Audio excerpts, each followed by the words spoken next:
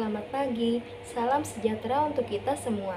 Perkenalkan, nama saya Desi Karunia Cibro dengan NIM 22018886 dari kelas 1B PGSD UPI Kampus di Purwakarta.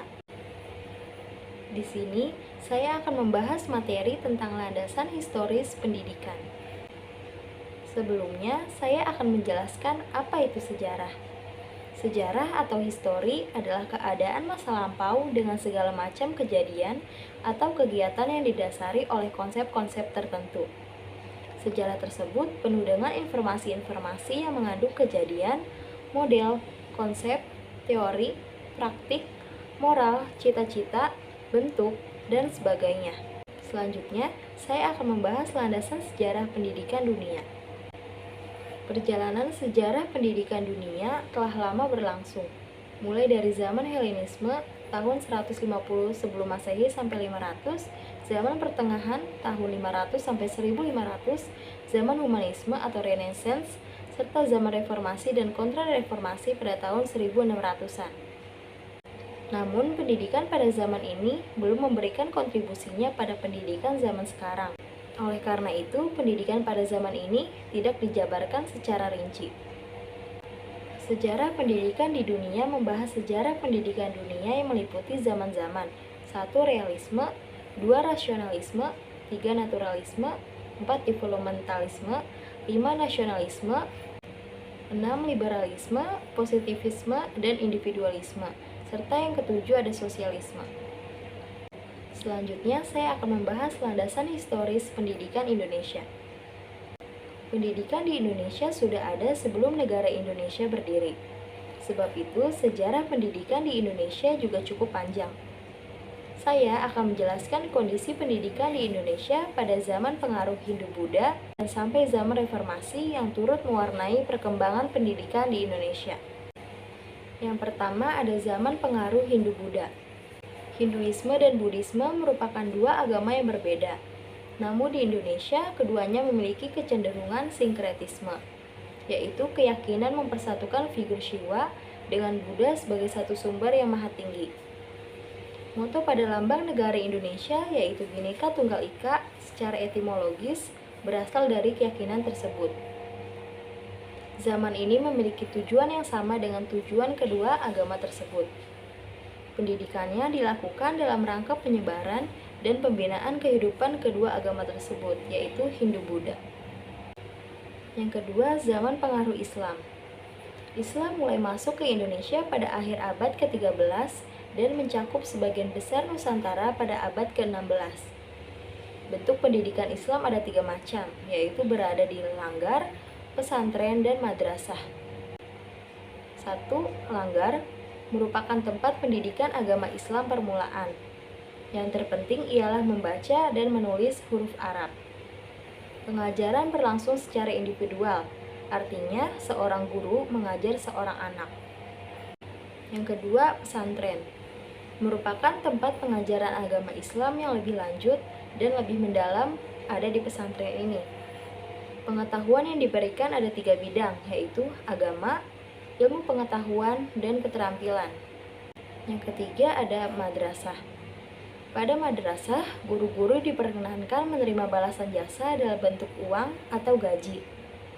Lembaga pendidikan ini lebih menekankan pada pemberian ilmu pengetahuan umum di samping pelajaran agama. Pendidikan madrasah diatur berjenjang sejajar dengan pendidikan dasar dan menengah seperti sekarang ini. Selanjutnya yang ketiga ada zaman pengaruh Nasrani. Bangsa Portugis datang ke Indonesia untuk mencari kejayaan atau glorious, kekayaan atau gold, dan menyebarkan agama Katolik atau gospel. Sedangkan pengaruh Kristen berasal dari orang-orang Belanda yang datang pertama kali pada tahun 1596 di bawah pimpinan Cornelis de Houtman dengan tujuan untuk mencari rempah-rempah. Untuk menghindari persaingan di antara mereka, pemerintah Belanda mendirikan suatu kongsi dagang yang disebut VOC atau Persekutuan Dagang Hindia Belanda pada tahun 1602. Sikap VOC terhadap pendidikan adalah membiarkan terselenggaranya pendidikan tradisional di Nusantara dan mendukung diselenggarakannya sekolah-sekolah yang bertujuan menyebarkan agama Kristen. Selanjutnya yang keempat ada zaman kolonial Belanda. Belanda mendirikan sekolah-sekolah yang tidak hanya mengajarkan agama saja, tetapi juga mengajarkan pengetahuan umum. Sekolah-sekolah banyak didirikan di Pulau Ambon, Ternate, dan Bacan atau Maluku. Bahasa pengantar yang dipergunakan adalah bahasa Melayu dan Belanda.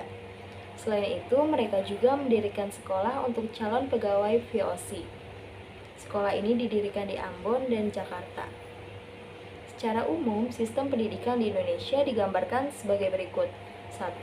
Pendidikan dasar meliputi jenis sekolah dengan pengantar bahasa Belanda untuk anak Belanda, Indonesia, dan Cina. Sekolah dengan pengantar bahasa daerah dan sekolah peralihan. 2. Pendidikan lanjutan yang meliputi pendidikan umum dan pendidikan kejuruan. Setelah itu, tokoh-tokoh pendidik lainnya adalah Muhammad Syafi'i dengan INS-nya, Ki Hajar Dewantara dengan taman siswanya, dan Kiai Haji Ahmad Dahlan dengan pendidikan Muhammadiyahnya, yang semua mendidik anak-anak agar bisa mandiri dengan jiwa merdeka. Yang kelima, zaman kolonial Jepang. Perjuangan bangsa Indonesia dalam masa penjajahan Jepang tetap berlanjut sampai cita-cita untuk merdeka tercapai. Meskipun demikian, ada sisi positif dari penjajahan Jepang di bidang pendidikan. Pendidikan dualisme dari Belanda dihapuskan dan digantikan dengan pendidikan yang sama untuk semua orang. Penggunaan bahasa Indonesia secara luas diinstruksikan Jepang dalam dunia pendidikan, perkantoran, dan kehidupan sehari-hari. Hal inilah yang mempermudahkan jalannya bangsa Indonesia untuk merealisasikan Indonesia merdeka pada tanggal 17 Agustus 1945 dan membuat cita-cita bangsa Indonesia menjadi kenyataan saat kemerdekaan Indonesia diproklamasikan kepada dunia. Yang keenam, ada zaman kemerdekaan awal. Adapun tujuan pendidikan masih belum dirumuskan dalam Undang-Undang Pendidikan. Sistem persekolahan di Indonesia bekas jajahan Jepang terus disempurnakan, tetapi pelaksanaannya masih belum tercapai sesuai dengan apa yang diharapkan. Bahkan pendidikan di daerah-daerah tidak dapat dilaksanakan. Akibat adanya pengaruh keamanan para pelajar yang terancam dan banyak pelajar yang ikut serta dalam mempertahankan perjuangan kemerdekaan, menyebabkan mereka tidak dapat bersekolah. Yang ketujuh ada zaman Orde Lama. Setelah gangguan-gangguan dari para penjajah itu mereda, pembangunan untuk mengisi kemerdekaan mulai digerakkan. Sistem pendidikan Indonesia terdiri atas pendidikan rendah, menengah, dan tinggi. Pendidikan menekankan untuk membimbing siswanya menjadi warga negara yang bertanggung jawab sesuai dengan dasar keadilan sosial, dan sekolah harus terbuka bagi setiap penduduk negara. Selanjutnya yang kedelapan ada zaman Orde Baru. Orde Baru dimulai setelah penumpasan G30 SPKI pada tahun 1965 dan ditandai oleh upaya melaksanakan UUD 1945 secara murni dan konsekuen. Haluan penyelenggaraan pendidikan dikoreksi dari penyimpangan-penyimpangan yang dilakukan oleh Orde Lama, yaitu dengan menetapkan pendidikan agama menjadi mata pelajaran dari sekolah dasar sampai dengan perguruan tinggi.